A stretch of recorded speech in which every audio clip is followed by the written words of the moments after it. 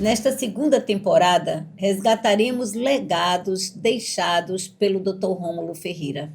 O podcast Além da Visão, ele veio com uma proposta de trazermos informações, tanto da oftalmologia, como de todas as outras especialidades médicas interligadas na prevenção, na reabilitação visual e na qualidade de vida.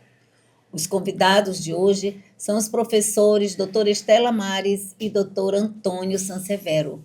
Eles, que além da medicina pediátrica, possuem responsabilidade na formação de médicos formados na nossa Universidade Federal de Roraima. São mais de 3 décadas de um trabalho que mudou a saúde do nosso estado. Professor Antônio Sansevero, professora Estela, vocês, que não dá para enumerar os cargos e as responsabilidades à frente da Universidade Federal de Roraima, especificamente no curso de medicina.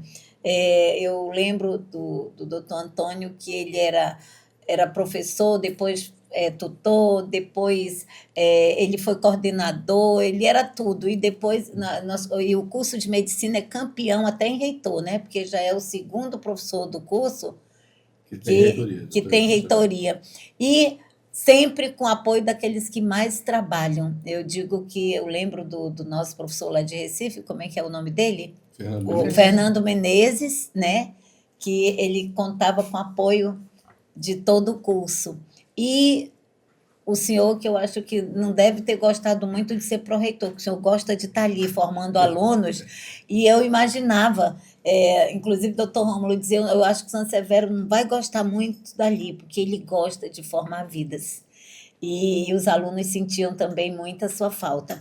Mas eu gostaria de ter uma conversa para que a gente resgate essa história, que às vezes fica perdida. Professor Antônio, eu gostaria que o senhor fizesse só uma panorâmica. Antes, quando o senhor começou na formação desses alunos e hoje, como é que está a saúde do nosso estado? Quanto por cento já desses alunos, sobre as especialidades que já existem? Eu queria que o senhor desse uma panorâmica, o antes do curso de medicina e depois. Pronto. Nós chegamos em Roraima, eu e Estela, no ano 2000, que foi por ocasião da abertura do Hospital da Criança Santo Antônio. Nós viemos para implantar o hospital, para poder criar o primeiro hospital pediátrico aqui da região, e já fomos agregados automaticamente a contribuir com a Universidade Federal, que era extremamente carente de professores, tinha muito poucos professores na universidade, e, assim, praticamente não tínhamos especialidade nenhuma aqui. Quem foi pioneiro em começar a criar vagas para residência médica, para que os alunos daqui pudessem cursar, foi Rômulo, já junto com o professor Ventura, lá, se não me engano, lá no Ceará. Né? Mas aqui em Roraima, autóctone mesmo, o primeiro programa de residência médica foi o da pediatria do Hospital da Criança Santo Antônio, que foi implementado por mim, pela professora Estela, né, na anuência, na época, do professor Dr. Virlande da Luz, que era o secretário de saúde do município, deu todo o apoio ao início da primeira residência médica. A seguir, no ano seguinte, já começou com o Dr. Mauro Assato a parte da clínica, as grandes áreas, a clínica, a cirurgia, e a obstetrícia veio logo a seguir. Hoje nós temos, a Estela pode falar melhor, né, dos programas de residência, que ela andou mais à frente da Coreme, ela tem esses dados melhores de quantos programas nós temos e quantas vagas hoje. Mas de lá para cá, já foram formadas 31 para 32 turmas estão se formando. E uma coisa interessante, eu fiz um levantamento nos idos de 2015, para a gente ter mais ou menos uma ideia da inserção, da importância do curso de medicina para Roraima. E na época da implantação do curso, nós não tínhamos praticamente nenhum médico no interior do estado. Era 1, 2, muito pouco, os municípios do interior do estado. Já em 2015, todos os médicos que estavam no interior do estado eram egressos da UFRR. Então, assim, além de ter ocupado os postos de trabalho aqui em Boa Vista, também os egressos da UFRN foram ocupando os postos de trabalho no interior do estado. E hoje, a boa parte dos especialistas que nós temos nas áreas mais abrangentes são oriundos dos nossos programas de residência médica aqui da universidade. Então, assim, o quadro de saúde, o quadro sanitário de Roraima evoluiu também. Quando chegamos aqui, nós tínhamos uma imensa quantidade de crianças com problemas de gastroenterites e de distúrbios metabólicos graves, que chegavam muito graves ao hospital, uma mortalidade muito alta de crianças abaixo de 5 anos. E isso teve duas situações que contribuíram muito para reduzir isso. A implantação do Programa de Saúde da Família, que começou a trabalhar a questão de atenção primária, e a residência do Hospital da Criança, a melhoria do atendimento, as residências médicas passaram a melhorar a qualidade dessa atenção à saúde aqui no estado. Então, houve um salto de qualidade, sem dúvida nenhuma, né? Hoje nós estamos vivendo um outro momento, que nós estamos começando a ter uma pressão de oferta de vagas de medicina no estado, né? Hoje nós não temos só a UFRR, nós temos a UER, temos mais duas faculdades do setor privado. Aí, daqui para frente, a gente vai ter que esperar para ver como isso vai se desenrolar na questão dos espaços dos cenários de prática de treinamento desses alunos. É uma coisa que nos preocupa um pouco. A universidade já deu um outro salto de qualidade, que foi o hospital universitário, o hospital de clínicas, um grande avanço. Isso provavelmente vai potencializar abrir mais frentes de cenários de prática para esses alunos, né? Então, assim, nós tivemos um crescimento muito grande, né? Eu queria que a Estela complementasse um pouco, ela pode falar um pouco mais das residências, eu acho que ela poderia... Professora, a gente quer que a senhora fale de quantas residências já formaram médicos aqui, a gente vê, nós vamos entrevistar inclusive a Rochelle, que é uma grande cirurgiã e também hoje é uma das professoras, a gente vê com carinho que quem foi aluno hoje também está somando. O que também tem se visto, inclusive o senador, que é da Frente Parlamentar da Medicina, a preocupação com esse número de faculdades que estão sendo implantadas no Brasil, não está se falando só de Roraima, com a qualidade da saúde das pessoas. Então, com certeza vai haver a prova de proficiência, né? Que é uma preocupação bem válida, mas a gente quer saber, hoje, o nosso curso, eu vou chamar assim, né? Eu lembro o professor dizendo que não tinha médicos formados em mestrados e doutorados, é verdade, o doutor Rômulo era colaborador, eles entraram como colaborador para ajudar o curso, pouquíssimos professores, quando vocês que chegaram e deram uma gestão, uma injeção mesmo de qualidade no curso. E hoje eu acredito que a nota deve ser 4, e com muito carinho eu soube que manteve, o MEC veio agora e manteve 4. Então, parabéns, eu fico orgulhosa, porque hoje aonde a gente vai são médicos formados aqui e que foram e que voltaram. Professora, eu queria que a senhora falasse de quantas residências e também, depois, ou a senhora ou ele, que os dois têm o conhecimento, para falar, inclusive, da formação de mestres e doutores, de quantos que já foram até para pós-docto fora. Como que essa banca de professores da UFRR é muito bem preparada, né? Então, boa noite, Edna. Agradeço demais estar aqui, é um momento muito especial.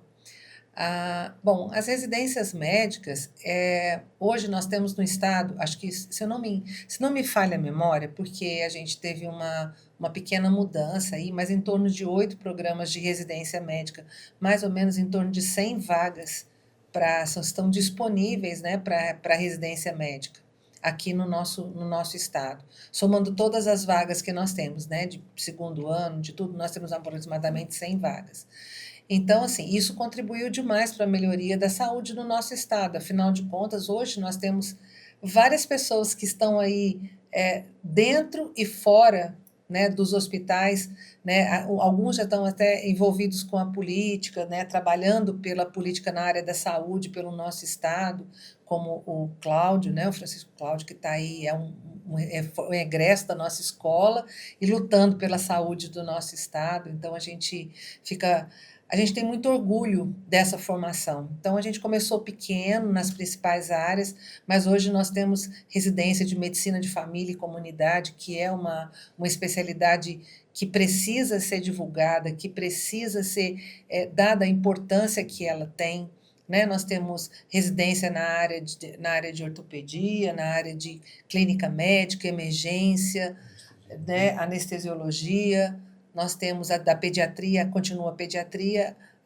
Nós perdemos a residência de cirurgia, mas já estamos num programa para recredenciar o programa de cirurgia. Então, isso tudo contribuiu demais para essa formação do nosso estado.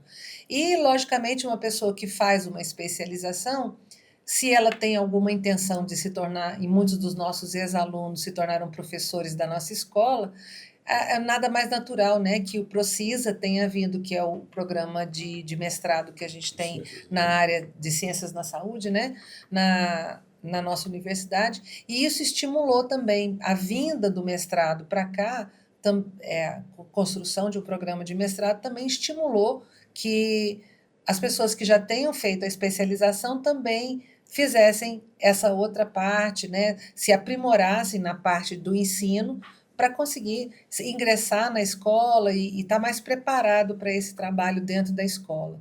Então, é quase que assim uma sequência para quem quer contribuir com o ensino. E muitos dos nossos egressos e mesmo pessoas de outras áreas da saúde, como você falou, nessa integração necessária, também estão utilizando o programa do Procisa para fazer o seu mestrado, para se especializar, para ajudar nessa formação. Então, eu acho que a gente vive um momento assim, de muita grandiosidade nessa área aqui. É difícil a gente falar, né, como foi o estudo para que se chegassem mais 2 escolas, além do que a gente já tinha, né, porque foi feito todo um planejamento para a chegada, para aumento do número de vagas da Universidade Federal de Roraima, que hoje são 80 vagas, certo? Visando abastecer, né? Ter uma quantidade, uma formação de médicos sempre acontecendo, para que desse conta de todo esse trabalho, não só na capital, mas também distribuindo para o Estado. Isso veio juntamente com o programa Mais Médicos, né? Tudo. E aí vem a UER, né, que soma com mais 30 vagas, então são 110 vagas, 110 médicos formados, né, por ano, aí. E agora nós temos mais 2 escolas, que eu não sei te dizer quantas vagas tem, nós temos mais 2 escolas aí. Então, eu não sei assim como é que foi feita essa análise, né, para essa formação aqui no nosso estado. O que a gente acredita hoje é que a gente conseguiria, de uma maneira bastante assim, razoável, né, com o que a gente já tinha, suprir as necessidades do nosso estado, né? Essa formação necessária. Mas aí a gente não tem muito esse conhecimento a respeito dessa análise que foi feita para a chegada desses 2 outros cursos. Eu não tenho como te falar como é que foi feito isso. Eu sei que na nossa época, nossa ampliação de vagas da Universidade Federal, ela foi muito consciente, né? Ela foi muito necessária. Mas Roraima cresceu muito, a gente não pode negar, e a necessidade do trabalho também cresceu muito. Então, a gente, talvez assim, a gente vai ter que conviver, né, nos diversos espaços aí com essa formação. E é sempre, como disse o Antônio, é sempre uma preocupação a gente saber como está sendo essa formação, como vai ser essa formação, né, como é que vai ser essa chegada dessas novas escolas aí, mas eu não tenho como falar. Professor, hoje o curso de medicina da UFRR, ele conta com quantos mestres e doutores? Praticamente, hoje nós estamos com se eu não me engano, são 75. Já estamos com 75 professores, já. Né? São 75 docentes, já está sendo, nós abrimos para mais 50. Né? Mais da metade, com certeza, em nível de mestrado e doutorado. A grande maioria hoje, porque assim, é um cenário completamente diferente. E aqui entra uma coisa interessante. No momento da expansão, quando nós fizemos a expansão, ela foi pensada nos idos de 2011 para 2012 e ela foi começada a ser colocada em prática em 2014. Para a expansão vieram recursos tanto para a construção de área física, de blocos, para equipamentos de ambulatórios, de laboratórios, etc., mas também vieram os códigos de vaga para professores. E nós fizemos um estudo muito amplo e já nessa contratação de docentes, nós contratamos um número bem expressivo de docentes já com doutorado, principalmente para as áreas básicas, pessoal da área da pesquisa, e que impulsionaram muito a questão da pesquisa no âmbito das ciências biomédicas e de saúde aqui no Estado, né? Então, com isso deu um estímulo para que os professores fossem se qualificando. A grande dificuldade que nós tínhamos era do professor médico fazer mestrado por conta das suas agendas apertadas, seus tempos, né, porque tem que dividir tempo entre a prática clínica e a docência, mas foram estimulados e o Procis ajudou muito nisso. Muitos dos nossos médicos que fizeram mestrado fizeram no programa do Procisa, alguns fizeram em outros programas de outros lugares, mas sim foram incentivados a fazer. E hoje, né, assim, acho que nós temos pouquíssimos professores que não têm nível de mestrado. Que são só especialistas, são só especialistas, são muito poucos. A grande maioria dos que têm são médicos. Né? E acho que se brincar não chega a uns 20% hoje, né? que não tem pelo menos o mestrado. Então isso já foi um avanço, né? Infelizmente, a gente tem que dizer, né, a carreira docente no Serviço Público Federal, ela não é atraente em termos de remuneração. Então, e aí entra uma coisa interessante, né? Muitos, e principalmente os mais antigos, são docentes por vocação mesmo, tá? Isso é real. O Rômulo era um exemplo disso, né? O Rômulo nunca se preocupou com quanto ele ganhava na universidade, porque para ele era uma vocação muito pequena. Doutor Rômulo, ele entrou na universidade como colaborador. Nós também. E era colaborador, como vocês, somando. E como não tinha, vocês são da época, hoje é muito fácil ser professor na universidade, assim. Hoje tem uma sala com ar-condicionado, hoje tem toda uma estrutura de gestão, diretores e lab. E naquela época vocês eram tudo. E não tinha espaço. E ele tinha mesmo um sonho, ele dizia que ele queria formar mais profissionais. E ele chegou a construir o Centro de Estudo. Isso. Marcelo Ventura, me lembro que na época foi o reitor, foi governador, fez ali e ele tinha um prazer e não ganhava nada. E eu dizia, meu Deus, mas ele explicava o quanto seria importante. Ele citava vocês também, outros que eram colaboradores. Mas, de repente, vocês foram concursados, passaram e, mesmo assim, vocês tinham que cobrir muito no Estado. E ainda vinha, você vê a cabeça pequena, ainda vinham pessoas que queriam atrapalhar, a gente diz assim, que vocês pudessem estar ali somando. E eu via muitas vezes a preocupação dele. Não é possível, né? E ninguém entendia. Mas hoje, depois que ele foi chamado e que foi de uma maneira muito assim rápida, a gente vê cada dia um depoimento. E eu quis exatamente que nesse podcast a gente deixasse essa história aqui, história de São Severo, de Estela, que ele falava com carinho, porque vocês não se preocupavam com o salário, mas vocês queriam somar, vocês queriam formar, vocês queriam interiorizar. Não tinha médicos, eram enfermeiros, eram outros profissionais que atendiam, e que hoje, em todos os municípios de Boa Vista, nós temos um médico. Sim. Né? E a questão da oftalmologia também era muito preocupante, porque nós tínhamos bem pouquinhos, e ele foi assim um dos primeiros no Sistema Único de Saúde.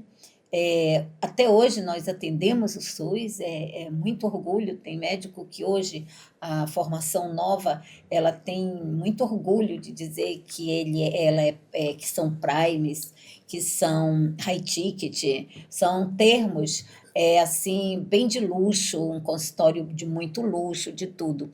Mas realmente essa geração de Rui, de Sansevero, de Estela, de Rutiene, são um monte, eu vou falar bem caboclo Alex, mesmo, da Lúcio. antiga, mas que passavam valores que eles precisam ser revistos. Eu vou lhe contar uma historinha.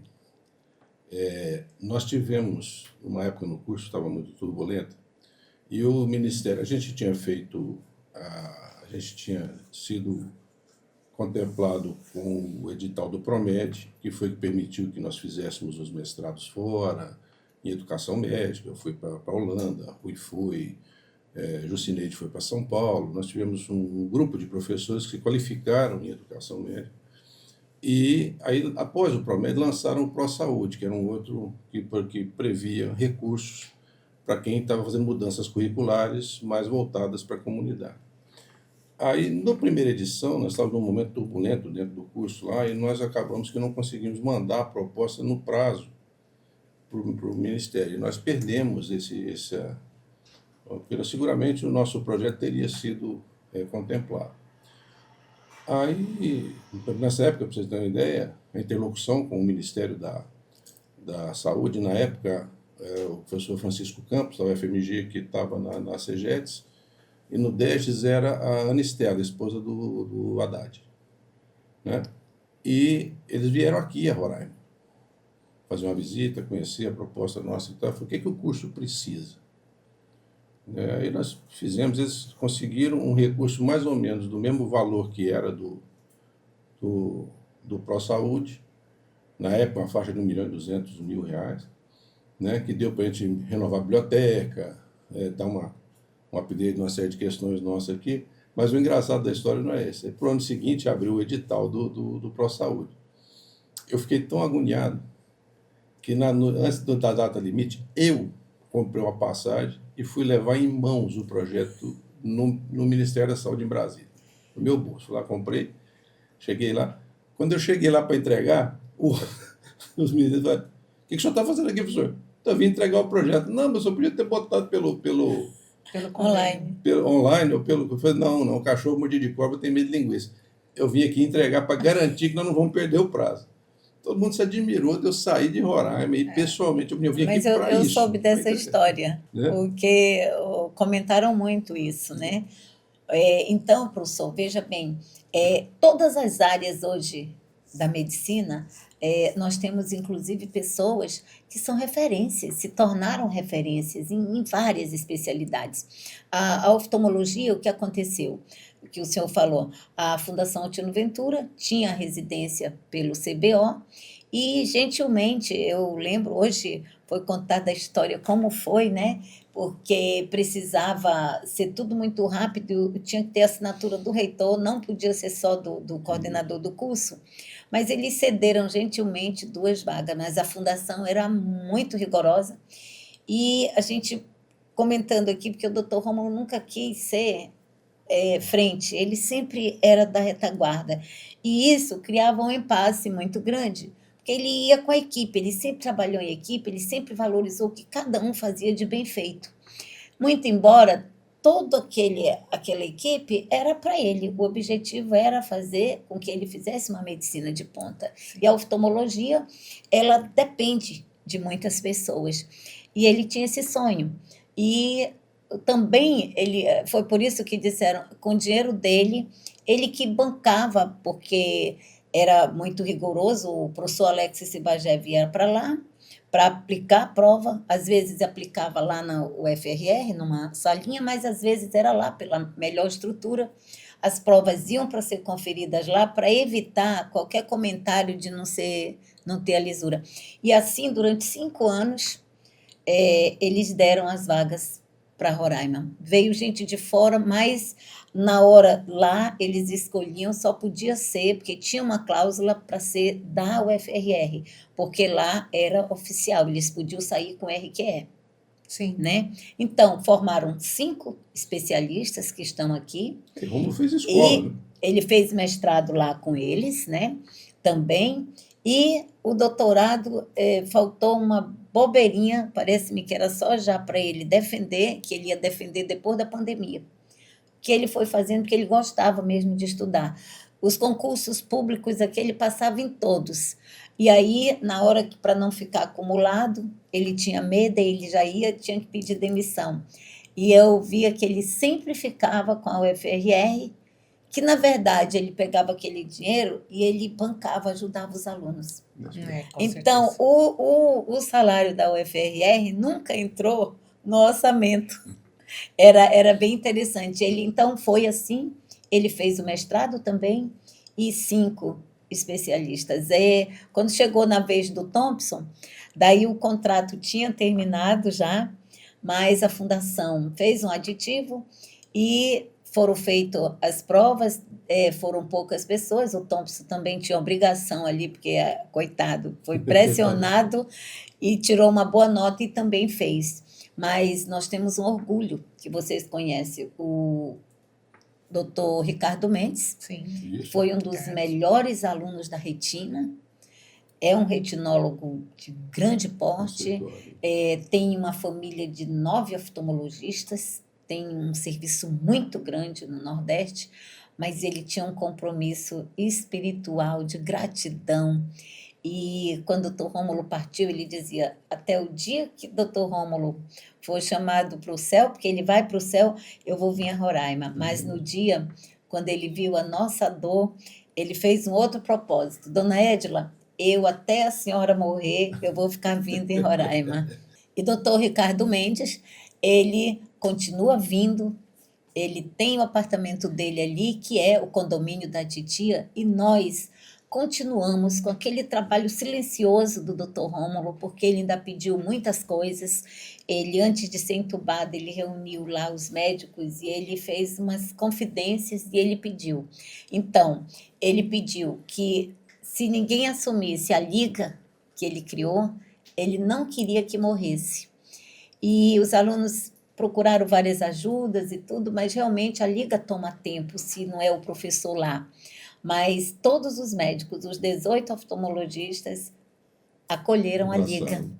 E a liga está funcionando, então, quando vocês precisarem assim, a nossa gestora lá, que é a Cristiane, ela já pega os alunos todos, fizeram um trabalho bonito agora na saúde de rua. Ah, que bom. E eles sabem fazer muitas coisas. E isso é legal porque a liga está aí e a Oculistas continua. A outra coisa foi o CapTV, né? Que o CapTV é de deficientes, aqui não tem quem lide só com deficiente, com a baixa visão, e a gente continua, era onde ele tinha o outro emprego dele, do governo. Porque ele passava em todo canto. Quando os alunos chegavam nos concursos, que viu o doutor Romo, já só tem uma vaga a menos, e era verdade, porque ele passava. Foi perito do INSS, mais perito do INSS, ele saiu porque não podia acumular com a universidade. Então, a universidade sempre foi a prioridade dele. E ele gostava de trabalhar lá no canto dele, na oculista, ele queria receber todos os médicos lá, e ele fazia aquele trabalho, né? Mas eu quero saber de vocês, algo que as pessoas querem saber, né? E que é importante. Como é que vocês veem o caminhar da universidade agora, tá? Em todas as outras especialidades que faltam no Estado, se vocês têm conseguido que esses alunos vá para fora? Existe? Como é que vocês têm feito? Bom, já assim, a UFRR, mesmo antes da gente ter os programas de residência aqui, já chegou a ter uma sessão lá no Congresso Federal, o pessoal reclamando que essas universidades de Roraima iam tirar as vagas de residência dos alunos de Brasília, né? Porque eles simplesmente... Nós tivemos alunos nossos que falam em primeiro lugar no INCA, no Instituto Nacional do Câncer, no Rio de Janeiro, né? Na USP de Ribeirão, na USP de São Paulo. Nós tivemos aluno nosso inserido em qualquer programa de residência. Nós temos muitos alunos que fazem residência médica no Rio Grande do Sul, alguns na Bahia, enfim, em todo o Brasil. Curitiba. Em Curitiba. Os nossos alunos são na verdade, assim, eles são muito bem-vindos. São muito bem-vindos e são muito bem vistos. pelos programas. A gente sempre recebe feedback muito positivo do aluno Isso é da verdade. UFRR quando está em outros serviços. Né? E aqui eu queria abrir um adendo por falar assim, porque não é só a questão, Edila, né, de todo esse processo que Rômulo capitaneou, né, e da maneira dele realmente, assim, sem estar nos holofotes. Rômulo não gostava de holofote, realmente. Ele era um sujeito extremamente reservado, né? Reservado. Ele fez escola, né? Nós temos uma boa porcentagem dos oftalmologistas aqui que são da escola do Rômulo, né? As pessoas que eram pupilos dele, que ele os acolheu no seu serviço. Depois cada um voou, ganhou vida própria, isso é normal na vida, né? Mas ele fez uma escola. A verdade é essa. Esse aqui é da escola do professor Rômulo. Então, o Ricardo é um exemplo clássico disso. O comprometimento que ele tem com o trabalho. Várias vezes, quando ele vem aqui, às vezes a gente se encontra, né? E é sempre bom vê-lo, porque, né, aluno das primeiras turmas. Né? Das primeiras turmas. Então, enfim. Então, assim, o nosso aluno, ele ocupa as vagas de residência sem problema nenhum. Ele está em condição de trabalhar em qualquer lugar desse país. Isso é uma coisa muito boa aqui da UFRR. Aqui ainda, embora nós já tenhamos residentes e tudo, o nosso aluno ele tem um diferencial. Primeiro é que ele está inserido junto à atividade frente às pessoas, pacientes, essas coisas, desde os primeiros anos do curso. E ele tem ainda a condição de fazer muitos procedimentos e muitas interações com os pacientes que em outros serviços de grande porte o aluno de graduação praticamente não tem. Então, o aluno da UFR ainda tem essa prerrogativa. Algumas especialidades que aqui não tem no Estado, muitos têm ido. Agora, normalmente, a gente tem uma discussão grande sobre fixação de profissionais. A residência médica fixa mais do que a graduação. Então, a chance do aluno que sai é ficar onde se formou na residência. Então, ele acaba sendo fixado mais na região onde ele fez a residência, porque os vínculos de trabalho e vínculos também sociais e afetivos, ele acaba fazendo mais nessa época. Então, isso é um estudo mundial, no mundo inteiro se sabe disso. É claro que não temos condição de ter de todas as especialidades residências autóctones em Roraima, porque você precisa de densidade tecnológica para muitas delas. Então, não dá para ter. Alguns, assim, saem com o propósito de voltar, isso é bom.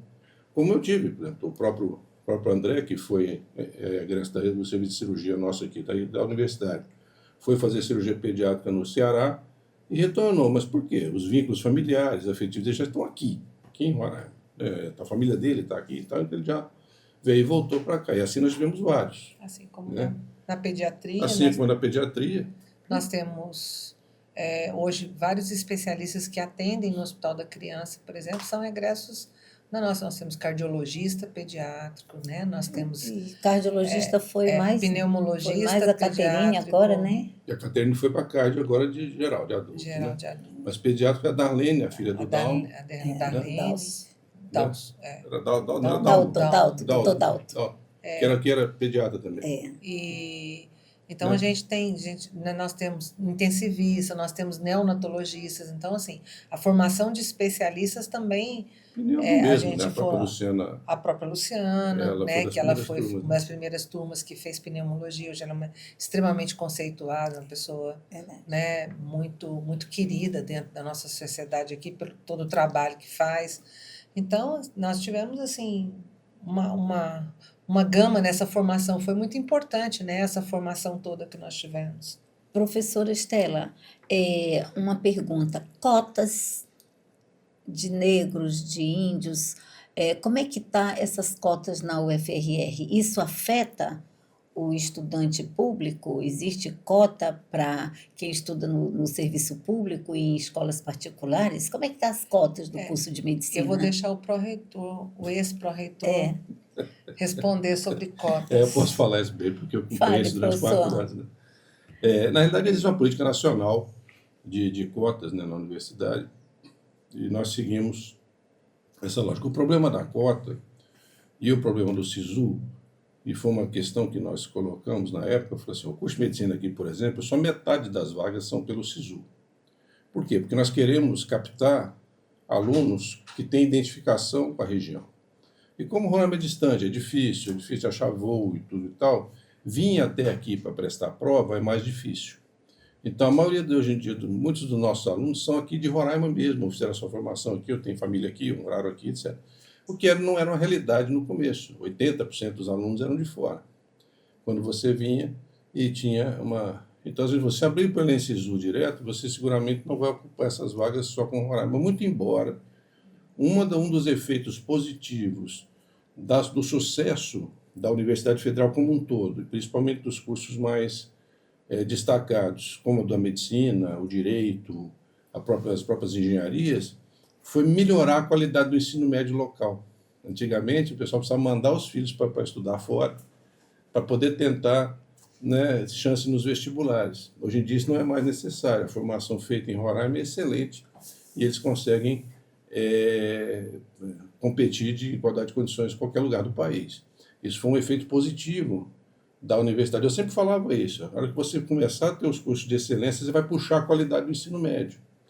Aquelas pessoas que mandavam seus filhos para fora para estudar não vão precisar mais mandar. Isso foi uma realidade. As cotas, elas são uma política afirmativa tentando resgatar um pouco a lógica cruel da universidade pública, onde a maioria das pessoas que estudam nela são pessoas de melhor poder aquisitivo. Então, o ensino público está sendo usado por quem poderia, a rigor, pagar por esse ensino. Então, a cota veio para equilibrar isso. O que nós percebemos é o seguinte: em cursos que têm uma disputa por vaga muito intensa, a diferença de coeficiente de pontuação é muito pequena de quem é de ensino público e de ensino privado. Você acaba pegando os alunos melhores qualificados em todas as áreas. É verdade. Nós temos um pequeno degrau, né, mas que também não é significativo, na questão dos alunos, pessoas com deficiência. É discreto. Mas o que acontece é o seguinte: eu sempre falo isso, a minha fala como pró-reitor era essa: o aluno é meu da porta para dentro. Eu não quero saber como ele entrou, eu quero saber como é que ele vai sair. Então, nós temos que pegar e formar esse aluno, né? Então, no curso de medicina, nós só tivemos dificuldade com os alunos dos processos seletivos mais específicos para indígena, devido à precariedade do ensino médio nas comunidades indígenas. E houve muitos se formaram, né? A gente tem orgulho de ter formado muitos estudantes indígenas que eram representativos em suas comunidades. Nós temos um exemplo que demorou para formar, mas que está lá hoje atuante na comunidade lá, como é que chama a menina lá? Evilene? Ela estava lascada lá. A Evilene, não? Não, a Evilene mas não é ela. Como é que ela Tinha chama? dois. É que tinha a Mangulão, a menina. A Joycelene. Joycelene, isso. A Joycelene, Né? ela está aqui agora. Ela Mas assim, ficou lá, ela é né? atuante na comunidade dela. Ela faz ações, né? Então, assim, nós tivemos essa aventura, mas a dificuldade que nós tivemos de trazer esses alunos para entrar no fluxo da maioria dos alunos foi um pouco mais complicado. O FRR é heroína, né? Que está formando aí médicos indígenas. Professor, então essa cota é bem bom para que os nossos seguidores vejam que ela não prejudica, ela soma, né? Soma. Eu tenho uma ressalva que é o seguinte: eu acho assim, a cota veio como um paliativo, enquanto se resgataria a qualidade do ensino médio na escola pública brasileira. Isso está muito lento e não está avançando. Então, eu sonharia com o dia que você não precisava ter cota de nada, e que o filho do pobre e do rico estudasse na escola pública todo mundo, com a mesma qualidade, a mesma coisa. É você o não que a nossa precisaria... Constituição prevê. Exato. Só para ter uma ideia, na Holanda, como essa parte do ensino médio está resolvida, as escolas lá têm o mesmo padrão e tem padrões de qualidade que são aferidos direto, o acesso à universidade é feito por sorteio. Não se faz vestibular. Tá? É claro, os alunos que têm os coeficientes maiores recebem mais números para o sorteio. Tipo assim, eles têm mais chance de ser sorteado.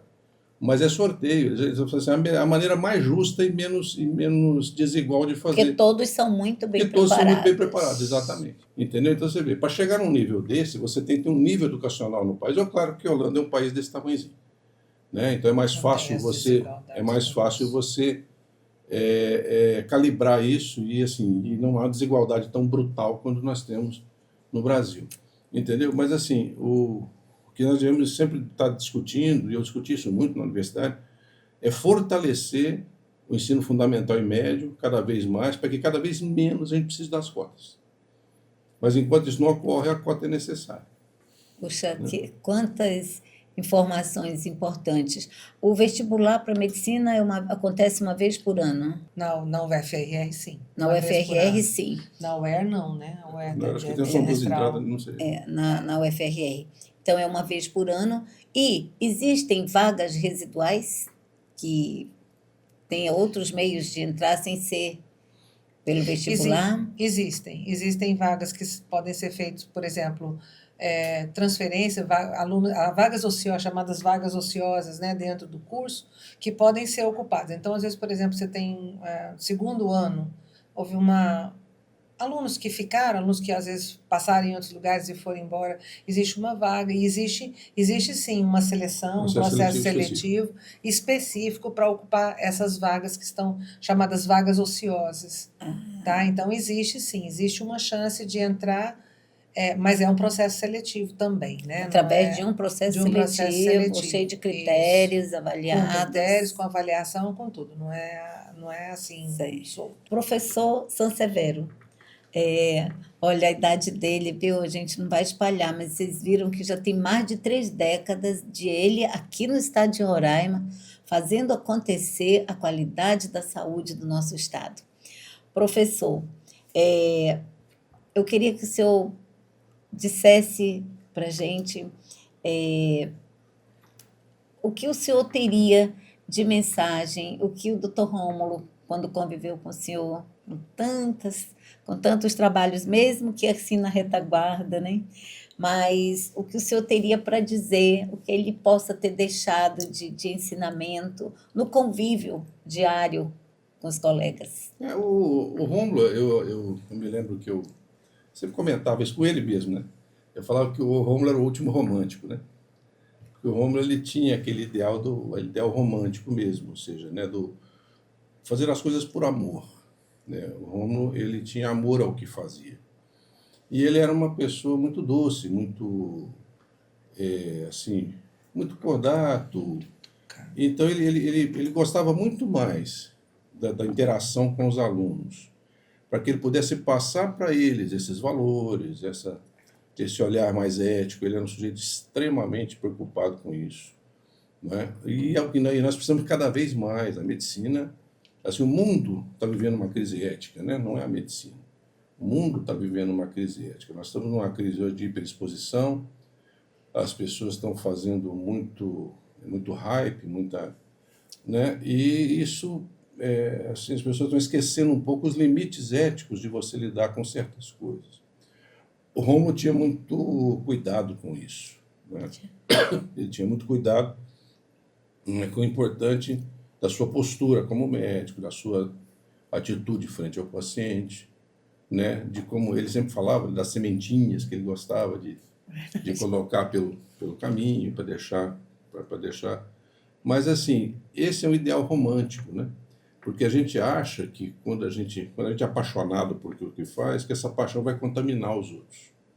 E nem todo mundo vai se contaminar com isso. A verdade é essa, né? Nem todos vão entender isso. Muita gente deve ter dito para Rômulo, como já disseram para mim, que a gente é besta, né? Assim, mas é besta, você fica gastando seu tempo lá naquela universidade, mas a pessoa não entende a importância que você dá ao fato de você estar formando médicos, né? Da responsabilidade que é você ter uma pessoa sob seus cuidados. Imagina, por exemplo, na profissão do Rômulo, né? O impacto de um insucesso terapêutico na visão de uma pessoa. Então, se a pessoa não consegue enxergar o tamanho da responsabilidade que é você lidar com isso, como é que essa pessoa vai ser médica? O Rômulo se preocupava com postura, ética, humanismo, enxergar o outro, entendeu? Isso é uma das coisas que no convívio, nas conversas que a gente tinha, isso era muito claro, né, que ele se preocupava com isso, né? Se preocupava com assim, porque nós somos de uma geração onde o médico, ele muitas vezes deixava de viver para poder ajudar os outros a viver. Então, era clássico, o médico não dormia, não comia, enfim. Se ele tivesse que resolver, né, não largava o osso, era o termo que a gente usava. Né? Hoje nós estamos mudando um pouco essa lógica, as pessoas buscam qualidade de vida, buscam uma série de questões. Eu não acho nem que esteja errado, né? Eu acho assim, nós fomos formados de uma outra maneira. Verdade. Mas assim, hoje talvez, né, nos anos mais grisalhos, né, a gente consiga ver um pouco esse olhar que assim, não é errado a pessoa pensar em cuidar, em ter qualidade de vida, etc. Mas muitas vezes na nossa profissão a gente tem que entender que a vida do outro tem prioridade, né? Porque você vai poder fazer por ele uma coisa que ele mesmo não pode e outra pessoa não vai estar ali para fazer, entendeu? Então, se a gente não tem essa dimensão, aí sempre acho muito complicado. Por isso é que eu digo, a parte técnica da medicina, a inteligência artificial, o robô, tudo consegue substituir, mas não vai substituir essa preocupação com o doente, sabe, o estar na pele do outro, Empatia. a empatia, isso não adianta, não tem máquina que vai resolver isso. E também não resolve os anos de experiência, tá? A experiência é um negócio muito sério em medicina. É você olhar para o doente e falar assim, esse menino não está bom, né? E ninguém está vendo o que você está vendo. Aí daí a pouco o menino piora. A Estela fala muito isso, a Estela tem propriedade para falar isso. É verdade. A medicina não vai ser substituída pelas máquinas, não vai conseguir, porque a gente tem um componente, necessidade do componente humano. E se a gente não conseguir ensinar isso, né, conseguir passar essa importância, aí sim a gente vai ter a condição de transformar todo mundo em robô. E hoje a gente luta muito por isso, a gente se importa com isso. Conversamos sobre isso dentro da universidade, conversamos sobre isso com os alunos, realmente sobre a importância dessa empatia, do estar ao lado, né, de coisas que a máquina não vai substituir nunca, essa parte humana da medicina. Né? E a experiência de você olhar para um paciente, de você enxergar além dos sintomas do que ele está falando. Quantas vezes, né, o paciente chega com uma queixa e, na verdade, ele precisa de conversar, ele precisa de desabafar ou de falar alguma coisa. E a máquina não vai saber interpretar isso. Não vai saber interpretar que a dor que ele está sentindo está muito mais na alma do que no corpo. A máquina não vai ser capaz de fazer isso. Então, a medicina ela precisa ter esse componente, né? Buscar resgatar isso aí, esse abraçar o paciente, esse estar perto do paciente. E aproveitando, falando do professor Rômulo, né? Que para mim ele foi professor sempre, porque eu o conheci dentro da Universidade Federal, né? Quando a gente chegou aqui, ele era assim uma das pessoas que já estavam ali, né, junto com e assim sempre muito calmo, sempre muito sereno, sempre muito assim consciente ponderado, exatamente, ponderado da sua responsabilidade que ele tinha com toda aquela formação, né? E ao mesmo tempo uma pessoa assim alegre, divertida, um bom companheiro para sentar, para bater um papo, para tomar um bom vinho, uma coisa. Então ele era uma pessoa assim, ele era uma pessoa da mais alta categoria, né? Eu acho que ele era extremamente educado. E isso deixava a gente muito confortável para conversar com ele, para dialogar com ele, para trocar experiências com ele. Isso era uma coisa muito boa. Eu vejo, professora, que até hoje tem uns pacientinhos que plastificaram, que ele colocava o retorno deste paciente quando tinha uma doença assim bem crônica, degenerativa, que ele não iria mais curar o paciente, mas o paciente ia lá e saía renovado com o apoio que ele dava. Então, ele pedia para não cobrar. E agora já fazem 4 anos e ainda tem pacientinho desses, a maioria, 90% já partiram, mas tem uns 10% que nós continuamos a atender, porque é impossível não atender com o bilhetinho dele plastificado E os médicos que não conheceram ele, alguns mais novos agora, dizem que fica impactado, porque realmente ele também disse que a máquina pode substituir tudo, mas que o amor não vai substituir. Não. E que realmente é isso que a senhora fala. Professora, foi aprovado o nome de um Laboratório. não parece Auditório. de um Auditório. Auditório. com o nome dele, né? Isso, um auditório. Foi aprovado um auditório com o nome do Isso. professor. Foi um projeto do professor Alex Baev, até que levou isso para adiante, para conseguir essa. Porque tudo isso passa por um trâmite, né, legal dentro da Os conselhos universidade. superiores aqui. Os conselhos superiores, E tudo. chamou a E atenção isso foi. que muitos professores da universidade, muitos mesmo, passando mensagem e sentindo aquela alegria. E nos chama a atenção, professora, porque vocês, toda essa pleia de médicos que fizeram a Universidade Federal de Roraima no curso de medicina acontecer, precisa ser resgatada essa história. A gente vê, não criticando os que possam não merecer, mas os critérios de homenagens que seja dentro de critérios de construções. Nós chamamos de desbravadores na medicina todos os professores, os titulares, os que pelo menos na primeira década estiveram fazendo o alicerce, estavam plantando para que todos nós pudéssemos hoje estar colhendo. Então, essa história ela tem que ser resgatada.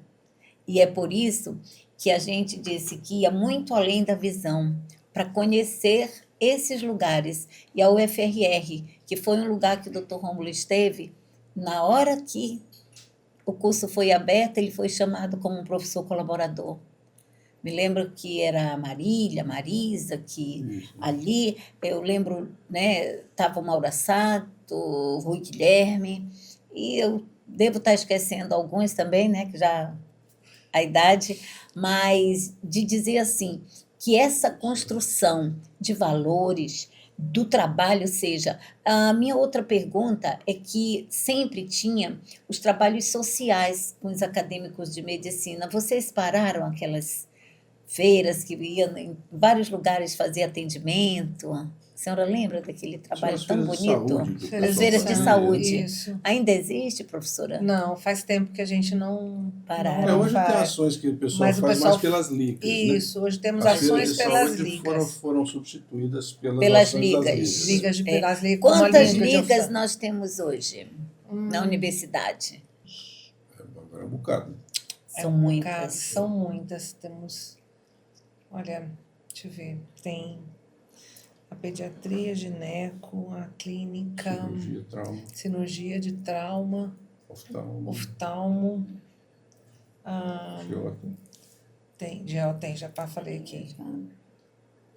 Tem a de hepatologia lá da Denise Moretti, tem... Deixa eu ver aqui. Tem mais várias, que né? tem. Essas São ligas, muitas, são e muitas. elas são importantes por causa dessas ações É, também, porque a dos liga- cursos, do estudo continuado. Isso. A Liga é uma extensão, são projetos de extensão. O que é a extensão? A extensão é você aplicar os conhecimentos que você adquire dentro da universidade em prol da comunidade onde você está inserido. Isso. Então, uma das obrigações da Liga é exatamente essa, ela é fazer esse trabalho dentro da comunidade. Essas ações. As né? ações... Não é só o estudo. ela Não tem é que ter só o algumas estudo, ações ela também. tem que ter as ações, que se ela não tiver Assim ação, como ela os não é meninos uma foram lá extensão. na saúde de rua, Na por saúde exemplo. de rua, né? Isso. Atenderam 500 e poucas pessoas. Foi o maior trabalho, assim, Isso. atendimento ali, né? Junto com a Eu sou coordenadora bactéria. da Liga da Pediatria e a gente faz ações de incentivo à amamentação, ações de incentivo à vacinação, né? A gente fez uma ação importante sobre prevenção de sífilis Que na beleza. gestação. Então, assim, a gente essa voltada para a comunidade, um trabalho feito para que faça muitas das coisas feitas em educação e saúde, mas também feita a ação mesmo, propriamente dita, para, às vezes, atendimento. Professora, vocês daria 10 episódios, porque vocês têm uma história de mais de 3 décadas. Então, são muitas histórias, foram muitas lutas vencidas. Eu gostaria que toda essa geração de médicos que está agora nova, no primeiro ano até o 6º ano, pudessem escutar de vocês. Quero que a senhora, por ordem, né, e em seguida o professor Sansevero, pudessem deixar uma mensagem para esses alunos, para o futuro. O que a senhora poderia deixar de mensagem para eles? Bom, eu vou falar novamente, né, o que eu penso. É sempre muito, dentro da nossa profissão, é muito importante que a gente olhe para o paciente como uma pessoa como um todo. Um paciente não é um número, o paciente não é uma sigla, o paciente ele tem nome, ele tem família, ele tem uma história e ele precisa ser abordado dessa maneira. E não somente a doença, não existe a doença, existe o paciente. Então, se importar, se envolver, né, e praticar aquela medicina, buscar praticar aquela medicina que as pessoas chamam de antiga, mas aquela medicina que se envolve, que se importa, que se interessa pelo trabalho. Eu acho que isso é o mais importante. Acho que a gente precisa resgatar esse amor pela medicina e não o amor ao que a medicina pode dar, mas o amor à própria arte da medicina para conseguir fazer uma medicina de qualidade. Acho que esse é o meu maior recado. Resgatem o amor pela profissão e não pelo que a profissão é capaz de dar. Eu sempre costumo dizer que assim, muitas pessoas, quando vêm em busca de entrar para a faculdade de medicina, eles vêm sob influência de um pensamento meio mágico, de glamour, né, hoje em dia com várias séries de televisão, né, que tem um olhar da medicina muito com viés americano, aquele negócio todo.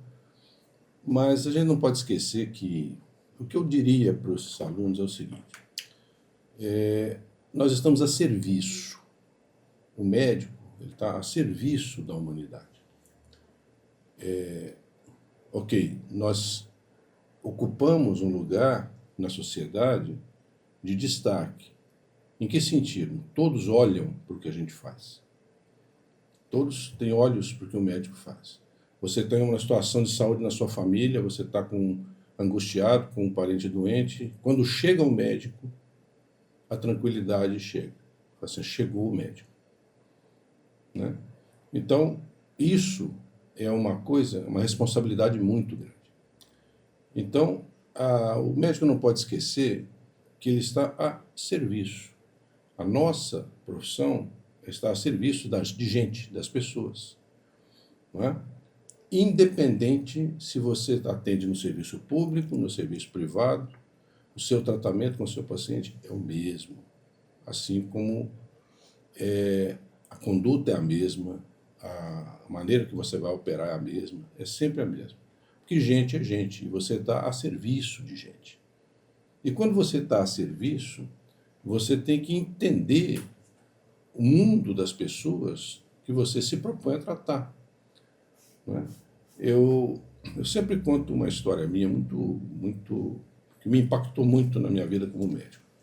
Eu tinha recém saído da residência médica de cirurgia pediátrica, já estava incorporado ao serviço, e eu tinha um paciente que tinha uma condição complexa, que era uma bexiga neurogênica, não neurogênica, era um quadro que tinha um envolvimento psicológico e tudo, né? Ele tinha retenção urinária, e ele precisava fazer cateterismo, e precisava orientá-lo, e ele tinha que vir comigo a cada 3 meses, tinha que vir no ambulatório. E esse menino sumiu, a mãe tinha uma sequela de pólio, ela era miudinha, bem pobre, né? Tinha um déficit de marcha, porque ela tinha sequela de poliomielite. E um dia eu estava saindo do centro cirúrgico e essa senhora estava me esperando na porta. E eu já saí, né? Eu sou uma figura que assusta, né? Eu sou muito grande e tal. E era aquela senhorinha pequena, e eu saí lá assim, pô, mãe, já saí pagando geral, como diz o outro, né? Pô, mas a senhora não veio, a senhora sabe que esse menino não pode ficar sem acompanhamento, não sei o quê, papai, mas eu Esculachei a coitada da senhora. E ela muito humilde, cabecinha baixa, né? Cabeça baixa. Aí ela falou, doutor, eu vim aqui pedir desculpas ao senhor. Eu falei, por quê? Não, é que eu moro na favela, lá no Almir, no bairro lá em Uberlândia, né? E meu marido arrumou um emprego. E a última vez que nós dois saímos de casa, roubaram meu fogão. Eu não tinha noção do que era a miséria dessa pessoa. Na minha cabeça, nunca passou de eu sair da minha casa e alguém carregar meu fogão. Que era uma das únicas coisas que essa pessoa tinha. Naquela hora, eu me senti um vermezinho, assim. Eu queria que abrisse um buraco para eu sumir dentro dele. Aí eu fiz assim, quase que um juramento. Eu falei, eu nunca mais atendo ninguém sem saber como é a vida dessa pessoa. A gente não tem noção. A miséria entra pela nossa porta pasteurizada. Você que atende pessoas aqui que são do Sul, você sabe, ele bota a melhor roupa, ele pega uma condução, ele gasta o dinheiro que ele ia comer para pegar uma condução, para não chegar aqui suado, para não chegar aqui. Porque então a miséria entra pela tua porta disfarçada. Uma das coisas boas da formação de hoje é você ir onde essas pessoas vivem e ver como vive aquele paciente que você vai reclamar porque ele não tomou o remédio que você passou. Que ele sequer tem entendimento de como é que é aquilo. Então, se eu não consigo enxergar isso, que médico eu sou? Meu trabalho está feito? Então, a minha preocupação é essa, é que a gente realmente se preocupe com as pessoas. Tá? O médico tem que se preocupar com o paciente dele. Entendeu? Se qualquer aluno meu que descubra e consiga pensar assim, eu já estou satisfeito. Uma vez eu estava meio aborrecido, falei com o Mauro Assato, eu falei, Mauro, sei lá, eu estou meio desiludido, esses meninos são meio diferentes. Ele falou, Toninho, se a gente salvar um, tá bom. O Mauro fala assim, se um sair, tá bom. Mas assim, a gente tem consciência que a maioria dos alunos Graças a Deus. tem tido essa formação e sentem, a gente consegue passar um pouco desses valores para eles. Isso é bom, isso é o que mantém a gente até hoje fazendo o que faz. Né? Gente, é emocionante escutar, ouvir, é suave ouvir mensagens de uma geração de formadores de médicos. Continuem nos acompanhando, porque outros episódios virão. E essa segunda temporada promete, ela será emocionante. Curtam, transmitam esses ensinamentos para outras pessoas, compartilhem e continuem com a gente, que vocês não vão se arrepender.